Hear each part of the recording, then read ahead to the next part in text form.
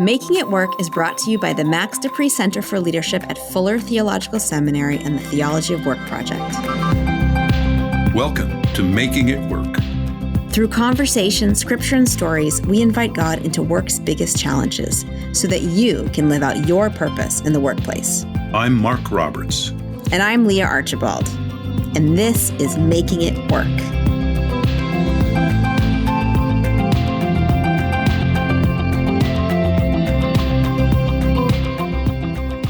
If the thought of asking for a raise makes you nervous, you're not alone. According to a Glassdoor survey, less than half of women and under 60% of men plan to ask for a raise in the next 12 months. The biggest reported reason is fear. You don't know what to say, or you're afraid of appearing greedy, or the whole conversation just feels uncomfortable. And so you don't advocate for yourself, and you're not paid what you're worth.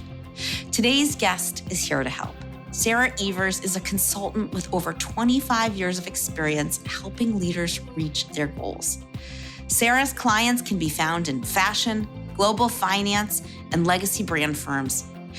We're talking with Sarah today about how to negotiate for a raise, the specific challenges that women face when negotiating pay, and how the Bible can help us think about it all. Sarah Evers, welcome to the podcast. Thank you. I'm glad to be here. We're happy to talk to you today. So let's start by grounding this maybe in your personal story. What makes you passionate about the issue of helping people get raises? Well, I think there are two things that stand out when I think about why I like to help people with this area. First is that I've worked with enough women and men to know that negotiating matters. Right, we're talking about providing for today and tomorrow and creating a generous life and legacy for the people who are in our lives and depend upon us. And all of that depends on your ability to have a frank conversation about a topic that many of us were taught was taboo: money. So whether you have a family or you're a single parent, or you have dependent parents, aging parents, or other family members depending on you, this matters. And secondly, I had a client talk about a friend who she had encouraged to apply for a job at her company. Her friend, who was a woman, was told one very specific salary and that there was no room for negotiation. She ended up declining the role. The company then very quickly hired a man with less experience and less education for that same role. He was much junior and ended up telling my client how much he was making. And that amount was much more than what the company had told this other woman they were paying for this role. So hearing about the inequity and how that contributes to some of those other problems that we talked about, having a generous legacy, being able to provide for your family, being able to create generational wealth, I think that just made it really clear that we're dealing with lots of dynamics here. When you talk about gender, race, ethnicity, it matters. Even just hearing this brief introduction, Sarah, I feel all these emotions. I'm aware of how tricky and how sticky this issue is, because it's so personal to each of us, whether we feel like we have a lot of power or we feel like we have a little power. Even just hearing you say the words negotiation, I start to get like a little uncomfortable in the pit of my stomach. Yes. And I knew we were having this conversation today. I prepared for it. And just even hearing you bring up a real life scenario, I get kind of uncomfortable and nervous. I don't know if it's because I don't want to walk into a negotiation. I don't want to think about other people I just want to push it off and not deal with it for as long as possible. And Mark, tell me if, I don't know if this is a gender thing and it has to do with part of my aversion as a woman, or do you feel the same kind of pit of your stomach feeling when you think about going into a negotiation? Yes.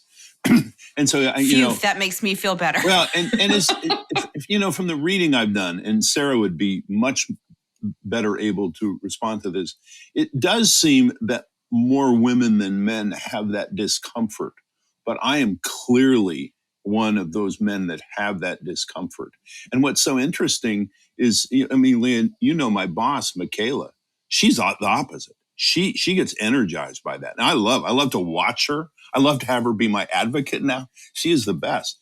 And so there are a lot of factors, but I know for me, I was raised not to make anyone uncomfortable, including myself, but also any person I'm talking to. And so if I'm going to have a conversation with somebody that's going to make that person uncomfortable, then everything in my upbringing says, don't go there.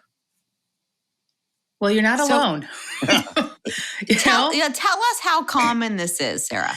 It's very common, right? Part of the way that Americans are raised is that we avoid certain topics of conversation. So people in other parts of the world are much more comfortable having direct conversations. But Americans, we tend to think that we're direct, but we're not about certain subjects, money being one of them. So Leah, you were just talking about how uncomfortable you felt even with this topic of negotiation. And again, I'd say you're not alone. You're in really good company. A lot of people are uncomfortable because it's almost like you have to fight for what is due to you, or you have to prove your value. You have to prove your worth. You have to prove that you're worth the investment. And I think that there's some tension there. Tension and fear. Do you think for those of us who are raised with a faith, does that make it easier or harder to advocate for yourself in a negotiation? Well, I think in some cases it makes it much more difficult. I think of one client who thought, I'll just work hard and my company will see my hard work and they'll reward me for what I do. And I don't think that always happens. I also think that we can put these layers of interpretation about what our faith looks like in the everyday upon ourselves. And so then we don't advocate for ourselves. We don't speak up. We wait for others to notice what we've done. Or it feels like hubris to demand, or it feels like we're demanding what we're worth. And then it gets really hard because, again, it feels like pride to say, look what I've done, look what I've earned, and I deserve this. I think in some faith traditions, it's really hard to say what we deserve. For the wages of sin is death, and what we've deserved for what we've done is separation, right? It's really hard to say, I did good, I deserve good. Mm-hmm. Yeah. I think there's some sort of expectation that,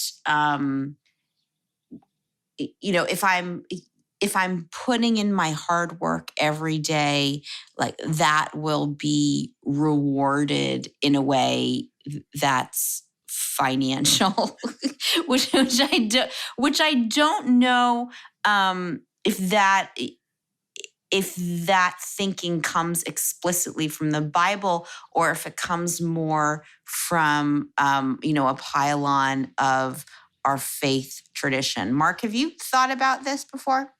Well, I have. And I think, again, there are a variety of reasons. And, some of it is just the way, families raise us or the particular culture in which we find ourselves. And certainly issues of gender and race would figure in.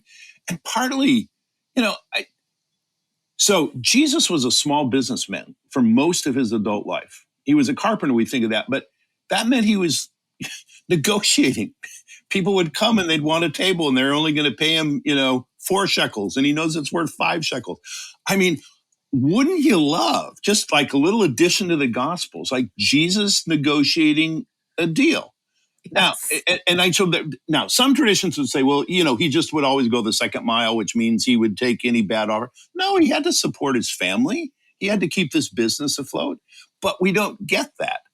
The only that I can remember, the only real negotiation we get in Scripture with Jesus is with the devil, but that's not quite the right context. So I just think we miss this, and then a whole lot of other things come into play about what it is to be a nice Christian person, and we're not well prepared for this. I think some of that is importing this American version of Christianity on top of biblical Christianity, right? Mark, you just use that word nice, which, Americans want to be nice. Well, and that's why, and Sarah, when I was learning about you prior to this conversation, I thought, oh man, we need people like you, who are people of faith, but really get what it is to flourish in the world for good. Because you're not advocating greed or, self-aggrandizement or whatever. You're advocating for fair compensation and for people being treated in the way that they ought to be treated. And yes, don't we wish the systems would just do that? But recognizing they don't, then we need to play our part. And I love it that you're coaching people to do that thing. Yeah, we live in a broken world with broken systems, and we are broken people trying to navigate those systems, which means sometimes we're going to get it wrong. But goodness, Lord willing, sometimes we're going to get it right. And so learning how to speak up for yourself with courage and confidence makes all the difference. And knowing when and how makes a huge difference. Well, we could pursue those questions a little bit. You want to, Leah? Know when and how? You set us up, Sarah. I'm ready. I'm ready. So give us a little bit of coaching. Does your boss know you're having this conversation right now? Get your pen ready. I'm gonna have to pursue the negotiation with him before this podcast is edited and out the door, so I can, be in the advantage. But so let's say we've gotten to the point that we've agreed, okay, negotiation is good, right? I want to, as a worker, I deserve my wages. I want to negotiate for myself and be paid what I'm worth in the marketplace. What is the next step for me? All right. This is the work part of asking for a raise. And this is the part that happens before you even make that appointment with your boss or your supervisor. There is work that happens. There are 4 things you need to know before you ask for a raise. You need to know your contribution. You need to know your competitive advantage. You need to know your company's situation, and you need to know your worth. Okay. So 3 C's and a W. Right. I know I couldn't make it 4 C's, right? But 3 C's and a W: contribution, competitive advantage, company situation, and worth. Yeah. So I think when you start with your contribution, knowing your contribution, you need to review your company's key performance indicators or the OKRs or whatever it is your company uses to keep score, whatever language system you guys use. You want to look at how have you contributed at work this quarter and this year, and keep tabs of that. Or your request for a raise is going to come out of the blue and shock your supervisor. So I had a client I was working with, and he was the boss. He was astounded when one of his direct reports came to him asking for a raise, because while that employee had been hitting their numbers and sales, they were consistently late to meetings, and sometimes they never even showed up to meetings. So my client had several conversations with this employee about these issues. And so he thought the next step for his direct report was a performance improvement plan, not rewarding them with a raise. So this request for a raise was completely out of alignment with the contribution that employee had made. So you've really got to make sure that your contribution is above the level of expectation that your company has set. And that's in all areas. So even if you're hitting your KPIs, you also have to be showing up for meeting on time and making sure that you are following what it is that your supervisor cares about. Yes, you've got to be a good employee, and that you're showing up, participating, leaning in, and that you're not phoning it in, even if you're remote. Okay. You know what? We're going to have to change that metaphor, aren't we? That's all I do now is phone in my work. Right. Like camera on, leaning in, attentive to those meetings. That's going to be our 5th C is for camera. Right. Yeah. Right. Don't phone it in, be on camera. Oh. All right. So let's say I am aware that, I've done my work. I've kept track of, all the compliments that my clients have given me over the year. I've put them in my spreadsheet. This is something that someone told me to do, when I was in a female leadership class in business school. They said, every time you get a good recommendation from a client, you get a really good email, you drop it into a spreadsheet. So you have a running document of all these accolades that are coming from different areas in your work. So you can bring that out because you only get a performance review once a year and you're often only remembering what happened in the last 2 weeks. So at any rate, absolutely. I digress. So let's say you have been contributing and you're hitting your numbers. I'm sure that's not the only thing that you have to think about when you're going into negotiation, because you kind of have to see it from your supervisor's point of view.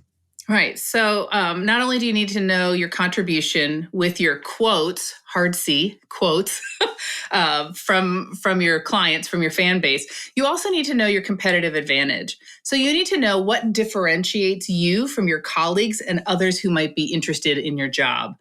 So if you haven't written your value proposition, this is the time to do it. You have to figure out, how do you do your job differently than other people? What's the total package that you bring to your role?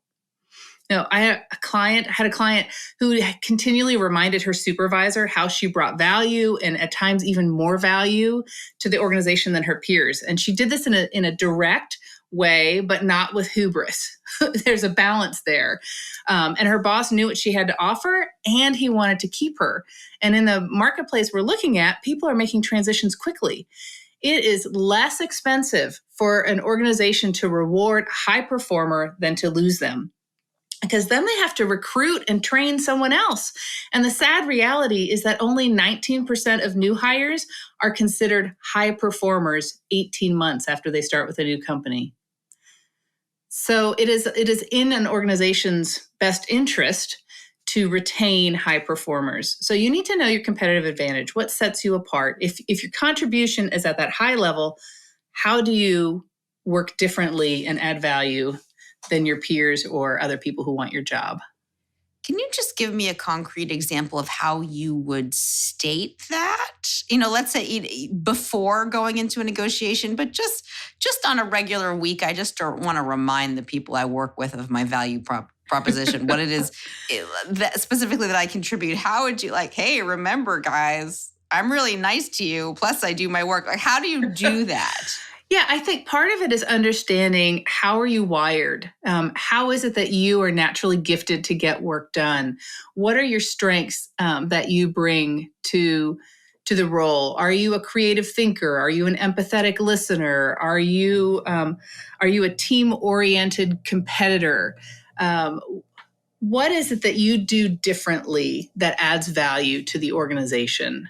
I would say, you can use strengths assessments or the Enneagram or the Myers-Briggs. Any one of these assessments will give you some insight into how God wired you to be different and to represent him and image him in the marketplace. So you can pull words and phrases and sort of knit that together into your value proposition. All right. So we've got 2 C's. Oh, go ahead, Mark. I think it's fascinating. This is great. And would you ever encourage anyone to talk to a colleague at work about these things? Because I just think that sometimes I can get a compliment from somebody with whom I work, and I'll think, I didn't really attend to that in myself. And I'm just wondering, I really, there are certain risks in that, but would you ever encourage somebody to talk to a couple of trusted colleagues to say, how am I doing? What's good? Where do I need to improve? Mm-hmm. Or is that, absolutely. What do you think of that? Yeah, you would? Yes, absolutely. Okay, great. Absolutely. That is a very good source of information. Yeah. And there's a 360 process that we run called the Clarity 360. And what we encourage you to do is invite your current colleagues to give you feedback. And one of the questions that we ask is, how does this person make a difference? What is it that gives them energy in their job and what they do? Because you want to hear how people interpret your work. How are they blessed or cursed by the way that you do your work? How does your attitude and your ability to complete tasks in a timely manner influence their ability to get work done. Because really, in a work situation, it's actually sort of like an ecosystem, and everyone ends up depending upon each other unless you're completely siloed. But even in those silos, there's interdependence. And so we want to get that feedback. It's healthy to get that feedback. And if your organization doesn't already have some sort of 360 performance report system set up, we're happy to come in and help you get that collect that feedback. You know what's so funny in our work culture is that collaboration is so important to getting the work done. Working as a team is so important, but then each of us goes into the salary negotiation alone. And we also don't have a culture where we necessarily know what our coworkers are making for their salary, or maybe even if our coworker might get a promotion, get a raise, and we're not even aware of it. There's a lot of secrecy around it. So we have this collaboration in our work, but then when we go into that one-on-one negotiation with our boss and the door's closed, there's the lack of the rest of team support. Or even maybe you feel like you're asking for a raise and you're taking it out of your team's coffers or something like that, especially if you're at a small company. So Sarah, do you feel like that's particularly challenging maybe for your clients who are very collaborative? They have less of a ability to stand up for themselves in a one-on-one negotiation. Yeah, that can be hard, especially when you do collaborate so tightly. That's where it becomes very important that you are clear with your boss about your specific role. What is your job description? What are your measurable outcomes? What are you being measured against when it comes time for your annual review and salary bonuses or raises? Because when you have that kind of clarity, which takes uncomfortable work to get to, but when you have that kind of clarity, you're then able to set yourself up for those negotiations later. And that's part of knowing your worth, right? If we jump over that third C and get to that W, number 4, it's knowing your worth. What is your value that you bring? And you have to do your research. You need to know what people are being paid for similar work. And you can figure that out in your company by maybe having uncomfortable conversations with other colleagues. Like in some companies, salaries are very clear, they're upfront, they're stated. In other organizations, it's not. So you can also check job postings at other companies for similar roles. You want to check other industries with a similar role in your geographic location, because oftentimes salaries are based on geography, where you live. You can look online and look at Glassdoor. We mentioned a Glassdoor survey in our introduction, but they have national averages posted for salaries. So you want to know what's the salary range. And Leah, you said something that was really key here, and that's when there's so much secrecy and you're trying to get raise after raise after raise. It is really important when you land a new job that you negotiate as much as you can for that first starting salary, because that salary is going to determine if you've got a 7% raise or a 13% raise. It's going to depend on that first initial salary. So even when you get a new job, we encourage all of our clients to negotiate a signing bonus or a raise. I'm curious, Sarah. You work with a lot of different people. And it does seem to me, and even in my own experience, that there are bosses or supervisors or owners, managers who actually want to compensate their people better, who think about raises. And then there are many who don't think about it. And then I'm sure there's some that are very resistant. I'm just curious, do you have any thoughts about that? What is it why do some bosses actually want to do this and others never think of it, and others are like, no stinking way? Some people are greedy jerks and others are generous benefactors. I mean, part of it, yes, that could be true. It also can be part of your family of origin perspective on work. My My dad worked for the same company his whole life. He was in the military. And then when he retired from the military, he had a whole nother career, retired from that and had another career. But what I learned growing up from work is that you join one organization and you stay with them for life. And that military upbringing taught me, yes, ma'am, yes, sir. And I'm thankful for what I have, right? There's no negotiating in the military. So negotiating was something, even negotiating conflict. I had a lot of that I had to start learning in college. And there were things that I almost felt like I was in the remedial course where other people had certain skills because of their upbringing. So some of these perspectives, they're also driven by the market. What's happening in the market with that company or that industry? What are the drivers happening there? So it's a complex question that comes off simple. Well, that's really interesting. And I'm sure you're right about the family of origin stuff. I connect to that too. I'm just thinking that I'm sure many who are listening to this podcast are people in management positions who actually are going to be on the other side of this conversation. And I just, part of me wants to know how I could be better as a manager and supervisor in these things. Since, many managers really do care for their people and, they're yes. good. Yes. Is there some learning on the management side, do you think could be helpful? Absolutely. I am an advocate for lifelong learning. I think when you stop learning, you start stagnating. So I would definitely say there's learning to happen here. There's also pressure from management to keep costs low so that profits are high for the stakeholders. So that becomes a bit of a tension also. But we're seeing more transparency and more generosity in organizations across the board, where organizations that did well during COVID are giving generous bonuses to their current employees and raises.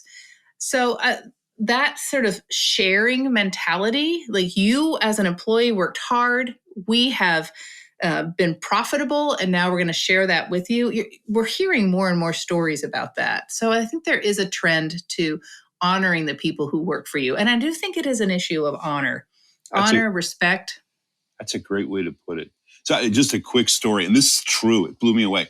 I talked with a woman a couple of weeks ago whom I know through work, and she'd worked in the same company for like 20, 25 years, built her office from very small to very large and profitable.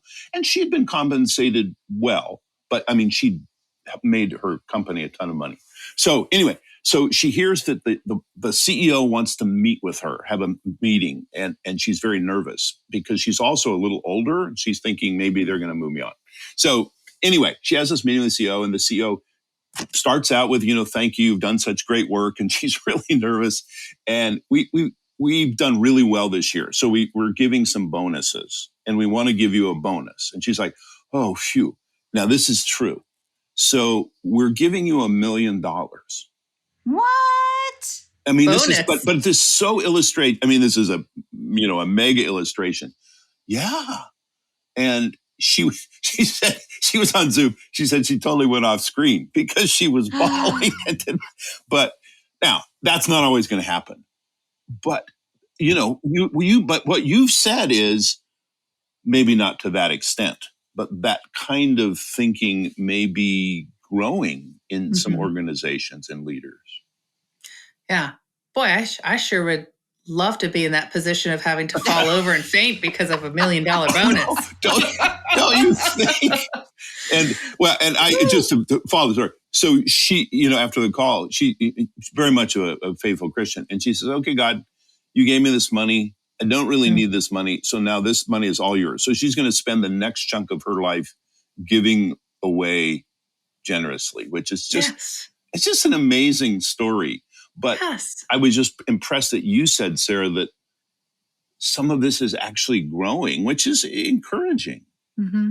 Yeah, I had one client who talked about how her company did so well that raises across the board were higher than ever before, and that bonuses were higher also.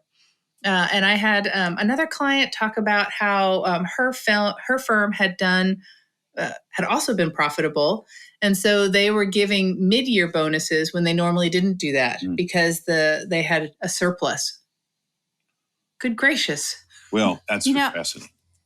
I'm thinking, as I'm reflecting on this topic, I'm thinking a lot of the fear about negotiation has more to do with the culture than it does about the underpinnings of our faith. Because if we think of loving relationships in the Bible, there is some aspect of negotiation there, especially between people and God. And, Mark, earlier you lamented that we don't have the example of Jesus as a carpenter negotiating with someone over the price of a table. But, we do, where we have examples of negotiation in the Bible, they're often examples of people negotiating with God. I think of Abraham negotiating with God. I mean, there's, if we think of example of negotiation in the Bible, there's Abraham literally negotiates with God over the fate of Sodom, and he's using like numbers, like if I can, like they're going back and forth and back and forth and back and forth over the number of people.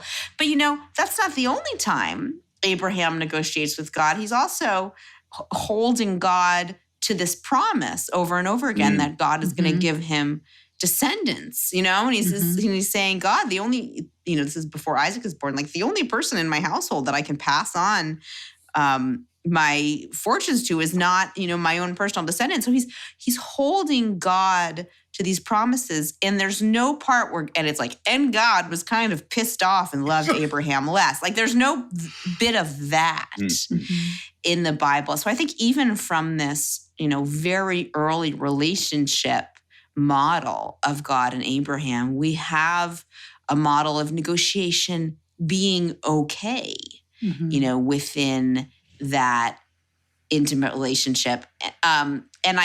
Which is also a power dynamic. Like Abraham needs God, God obviously has more power than Abraham, and he is the giver in this situation. And, not that our bosses are the models for God necessarily in our workplaces, but there is a biblical model of being able to maintain integrity in a committed relationship, and where negotiation is not a sign of disloyalty. Great example. I love that, Leah. Yes. And that last phrase you said, I think bears repeating, that negotiating is not a sign of disloyalty.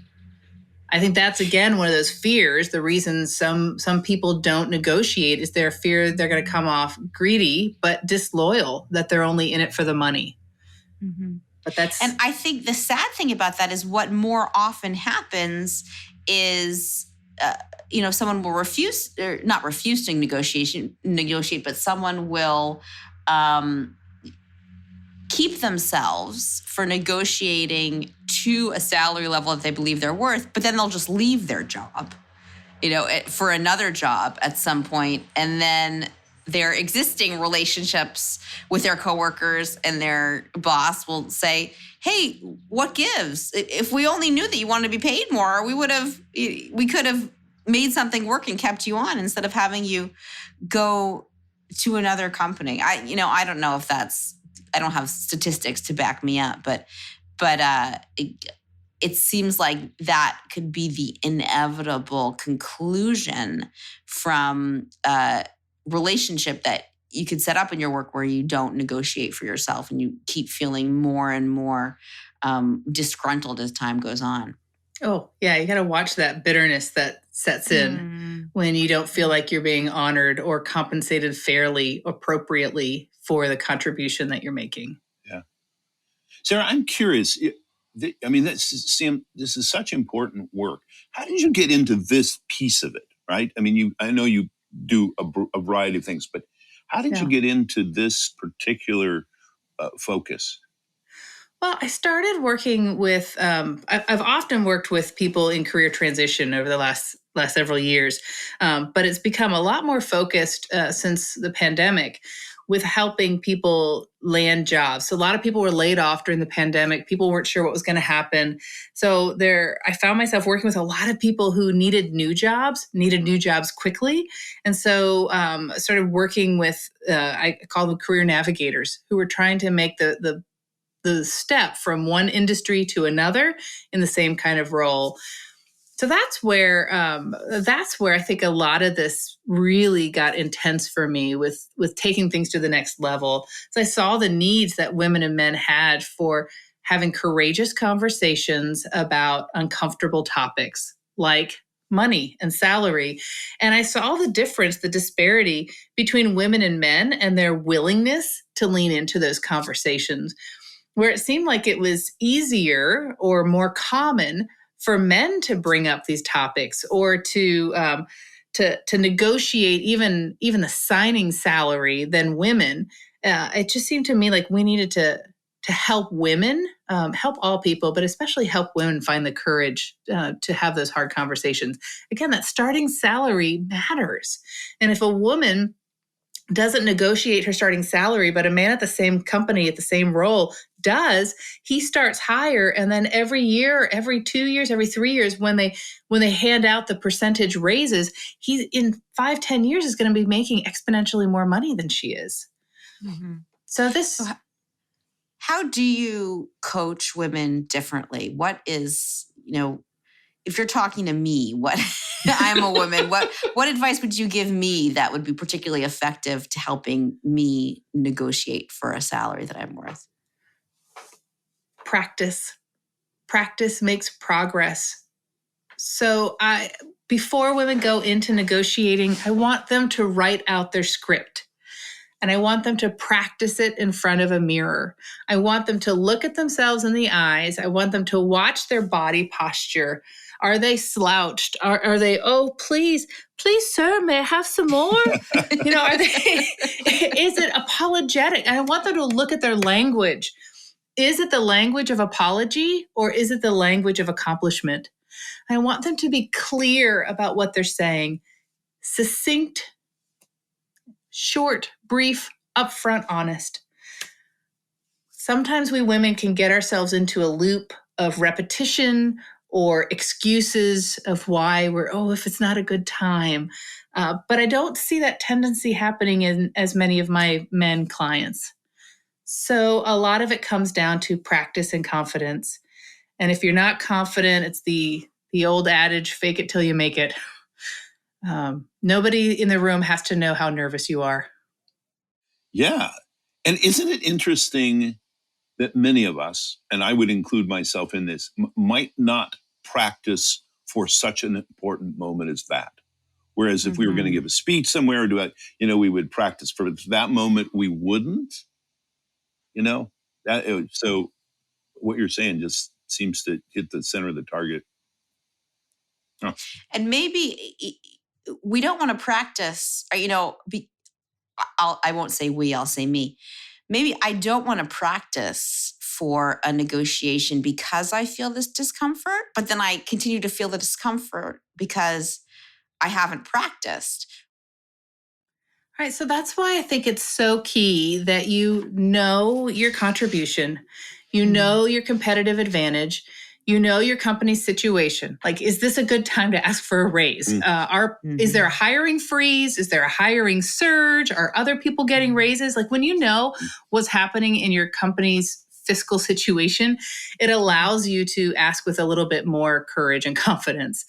So I think you need to know that, and you need to know your worth. And when you have done the work to prepare an update on your contribution and your competitive advantage, how you stand out from other people, when you know what's happening financially with your firm, and you know what the salary is in your industry, and you know what the appropriate range is, then you can ask for a raise, a percentage, or a bonus with confidence, knowing that it's reasonable. It's not just okay, but it's reasonable, and it's an acceptable thing to ask. And it's a regular business habit. It's one of those cyclical habits that needs to be in your calendar to remember to start getting ready to negotiate your raise.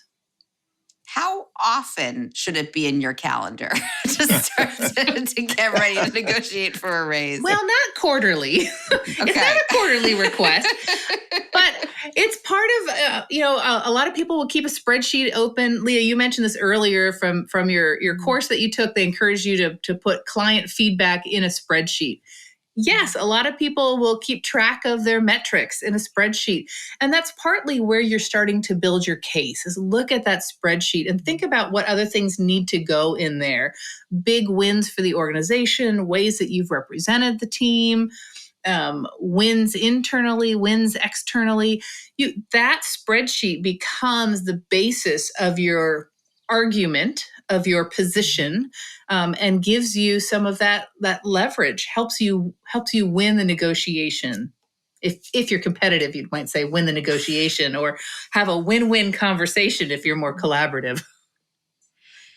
So let's say someone takes all of your feedback, really takes this to heart. What is your overall hope for these type of conversations? Do you envision for your clients a hope that's beyond just like living through this conversation and getting a raise, but do you really hope for a situation where everyone is flourishing as a result of having more open conversations about compensation? What I long to see is women and men. I want to see women and men step through that doorway or into the Zoom room with confidence, with shoulders back, and awareness of what God has poured into them and they're pouring out into their organization. I want them to walk in there not with apology, but with confidence. And I want them to ask with courage. I want them to then be able to live a generous lifestyle, a lifestyle of stewardship, stewarding what has been entrusted to them, and thereby blessing the communities around them and communities they might never be able to touch because they'd never go there, right? I think generosity can beget generosity.